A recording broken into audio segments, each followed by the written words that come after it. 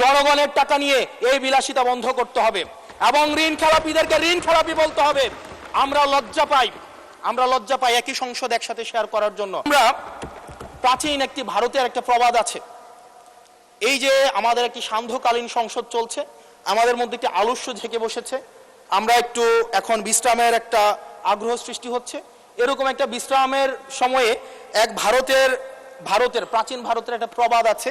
সেই প্রবাদে একজন বলেছিলেন যে ঋণং কৃতা ঘৃতং পিবেত যাবৎ জীবন সুখেং কিবত।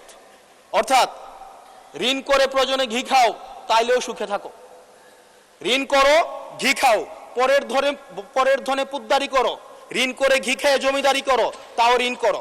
আমার কাছে মনে হচ্ছে মাননীয় স্পিকার এই প্রবাদটিকে সরকারি দলের কিছু সদস্য খুব সিরিয়াসলি নিয়েছেন, নিয়ে ওনারা ঋণ করো ঘি খাও তাও সুখে থাকো এটাকে ওনারা এভাবে নিয়েছেন, ঋণ করো ঋণ খেলাপি হও তাও নির্বাচন অংশগ্রহণ করো।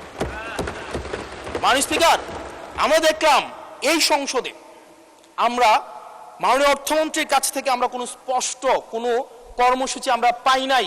কিভাবে ব্যাংকগুলোকে যেভাবে দলীয়করণ করা হয়েছে, ব্যাংকগুলোকে দীর্ঘ 17 বছর ধরে ব্যাংকের টাকা ঋণের নামে যেভাবে বিদেশে পাচার করা হয়েছে, সেই পাচারকৃত টাকাকে কিভাবে উদ্ধার করা হবে সেটার কিন্তু সুস্পষ্ট আমরা কোনো পলিসি পাই না। মাননীয় স্পিকার, আমরা গভর্নর সাহেবকে মাঝে মাঝে আমরা একটু আক্ষেপ প্রকাশ করতে দেখি, 4,80,000 কোটি টাকা বিদেশে পাচার হয়েছে, সেটাকে কিভাবে আনা যাবে সেটা নিয়ে আক্ষেপ প্রকাশ পর্যন্ত আমরা দেখি।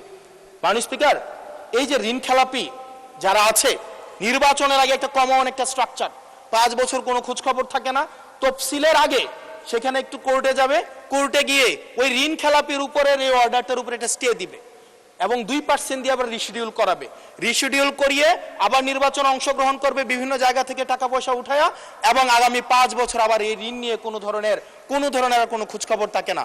জনগণের টাকা নিয়ে এই বিলাসিতা বন্ধ করতে হবে এবং ঋণ খেলাপিদেরকে ঋণ খেলাপি বলতে হবে।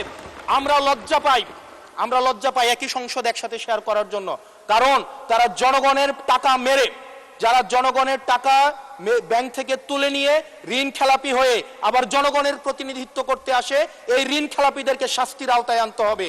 এবং তারা যখন সংসদ সদস্য হয়ে নির্বাচিত হওয়ার পরেও যদি তারা ঋণ খেলাপি হয়, এমন একটি আইন প্রণয়ন করতে হবে তাদের সংসদ সদস্য পদ যেন বাতিল হয়। সেটি শুধুমাত্র সরকার দলের জন্য না, শুধু বিরোধী দলের জন্য না, সেটি বাংলাদেশের উন্নতি, প্রগতি এবং সমৃদ্ধির জন্য সেটি প্রয়োজন এবং পরবর্তী